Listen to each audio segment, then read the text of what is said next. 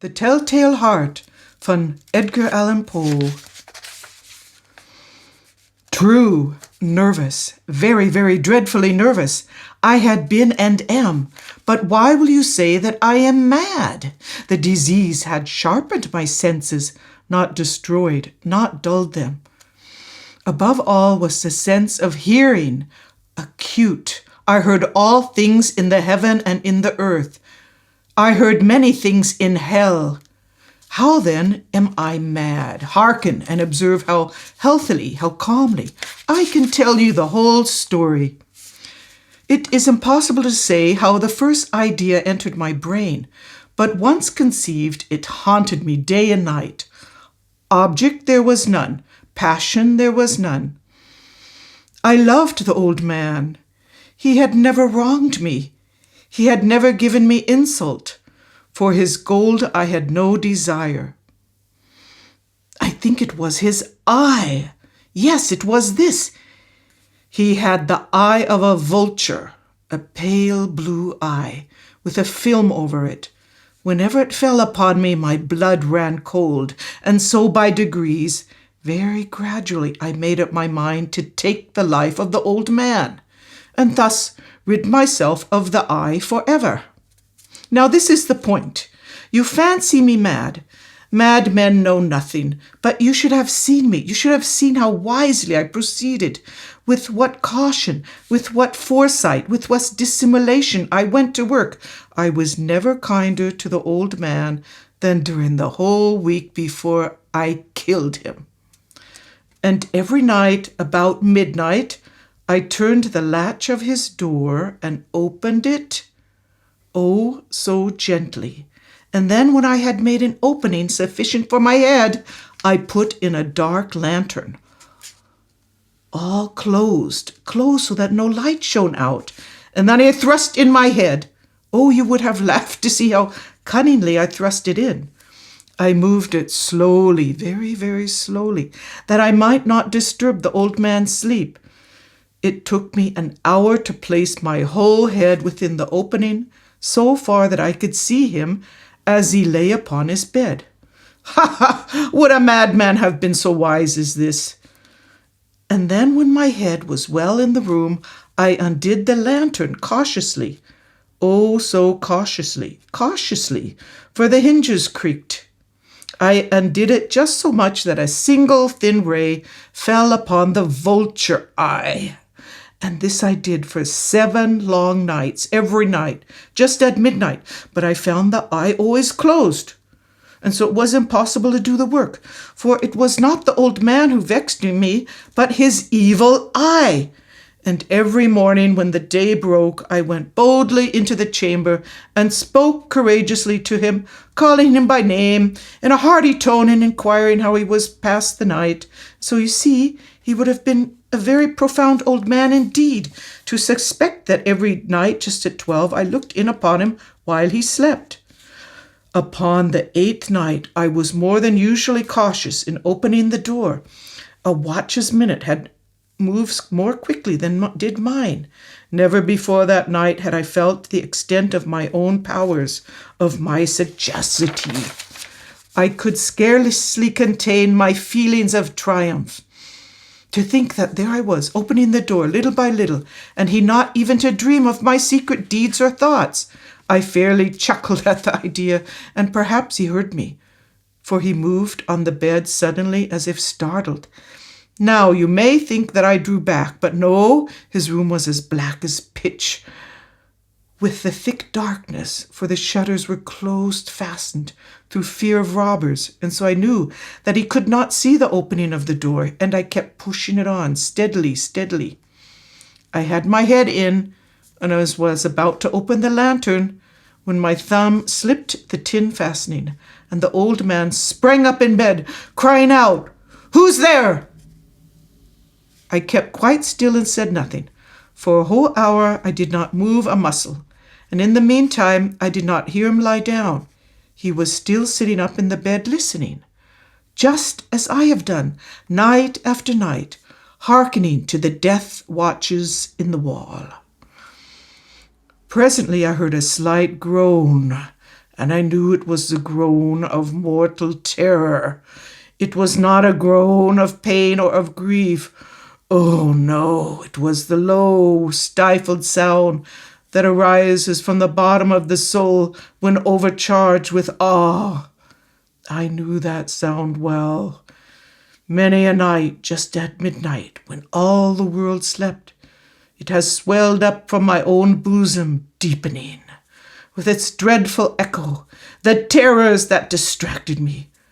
I say I knew it well. I knew what the old man felt and pitied him, although I chuckled at heart. I knew that he had been lying awake ever since the first slight noise. When he had turned in the bed, his fears had never been ever since growing upon him. He had been trying to fancy them causeless, but could not. He had been saying to himself, it's nothing but the wind in the chimney. It's only a mouse crossing the floor. Or it is merely a cricket with its made a single chirp. Yes, he had been trying to comfort himself with these suppositions, but he had found all in vain. All in vain, because death, in approaching him, had stalked with his black shadow before him and enveloped the victim. And it was the mournful influence of the unperceived shadow that caused him to feel, although he never saw nor heard, to feel the presence of my head within the room. When I had waited a long time, very patiently, without hearing him lie down, I resolved to open a very, very little crevice in the lantern. So I opened it. You cannot imagine how stealthily, until at length a single dim ray, like the thread of the spider, shot from out the crevice and fell upon the vulture eye. It was open, wide open, and I grew furious as I gazed upon it. I saw it with perfect distinctness, all a dull blue, with a hideous veil over it that chilled the very marrow in my bones. But I could see nothing else of the old man's face or person, for I had directed the ray, as if by instinct, precisely upon the damned spot. And have I not told you that what you mistake for madness is but over-acuteness of the senses? Now I say there came to my ears a low, dull, quick sound, such as a watch makes when enveloped in cotton. I knew that sound well, too.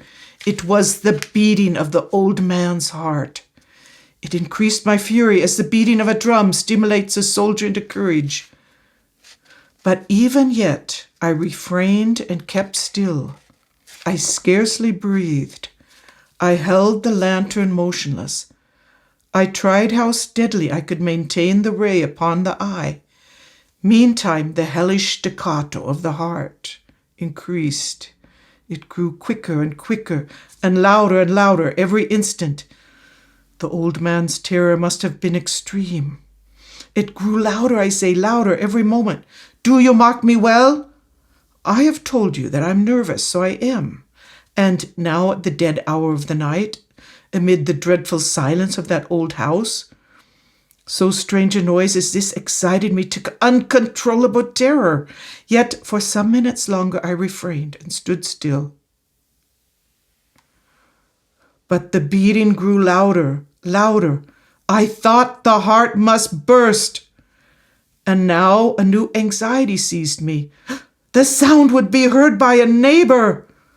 The old man's hour had come. With a loud yell, I threw open the lantern and leapt into the room. He shrieked once only. In an instant, I dragged him to the floor and pulled the heavy bed over him. I then smiled gaily to find the deed so far done. But for many minutes the heart beat on, with a muffled sound. This, however, did not vex me. It would not be heard through the wall. At length it ceased. The old man was dead. I removed the bed and examined the corpse. Yes, he was stone dead.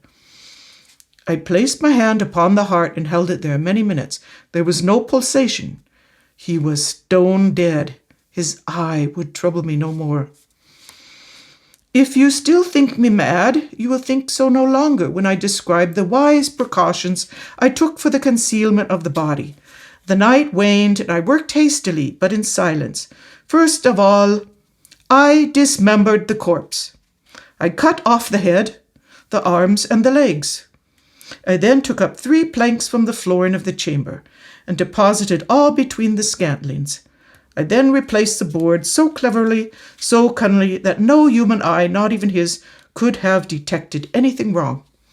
There was nothing to wash out, no stain of any kind, no blood spot whatever. I had been too wary for that. A tub had caught all the blood. When I had made an end of these labors, it was 4 o'clock, still dark as midnight. As the bell sounded the hour, there came a knocking at the street door. I went down to open it with a light heart, for what had I to fear? There entered 3 men, who introduced themselves with perfect suavity as officers of the police. A shriek had been heard by a neighbor during the night. Suspicion of foul play had been aroused. Information had been lodged at the police office, and they, the officers, had been deputed to search the premises. I smiled, for what had I to fear? I bade the gentleman welcome, welcome. The shriek, I said, was my own in a dream. The old man I mentioned was absent in the country. I took my visitors all over the house. I bade them search well. I led them at length to his chamber. I showed them his treasures, secure, undisturbed, in the enthusiasm of my confidence. I brought chairs into the room and desired them here to rest from their fatigues, while I myself, in the wild audacity of my perfect triumph, placed my own seat upon the very spot beneath which reposed the corpse of the old man. The officers were satisfied. My manner had convinced them. I was singularly at ease. They sat, and while I answered cheerily, they chatted of familiar things. But ere long I felt myself getting pale, and wished them gone. My head ached, and I fancied a ringing in my ears. But still they sat and still chatted. The ringing became more distinct. It continued and became more distinct. I talked more freely to get rid of the feeling, but it continued and gained definiteness until at length I found that the noise was not within my ears. No doubt now I grew very pale, but I talked more fluently and with a heightened voice. The sound increased, and what could I do? It was low, dull, quick sound, much such a sound as a watch makes when enveloped in cotton. I gasped for breath, yet the officers heard not. I talked more quickly, more vehemently, but the noise steadily increased. I arose and argued about trifles in a high key and with violent gesticulations, but the noise steadily increased. Why would they not be gone? I paced the floor to and fro with heavy strides, as if excited to fury by the observations of the men, but the noise steadily increased. Oh God, what could I do? I foamed, I raved, I swore, I swung the chair upon which I'd been sitting and grated it upon the boards. But the noise arose over all and continually increased. It grew louder, louder, louder, and still the men chatted pleasantly and smiled. Was it possible they heard not?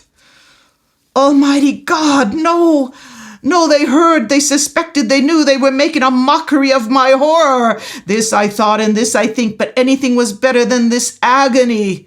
Anything was more tolerable than this derision. I could bear those hypocritical smiles no longer. I felt that I must scream or die. And now again, hark, louder, louder, louder. Villains, I shrieked, dissemble no more. I admit the deed. Tear up the planks. Here, it is the beating of his hideous heart.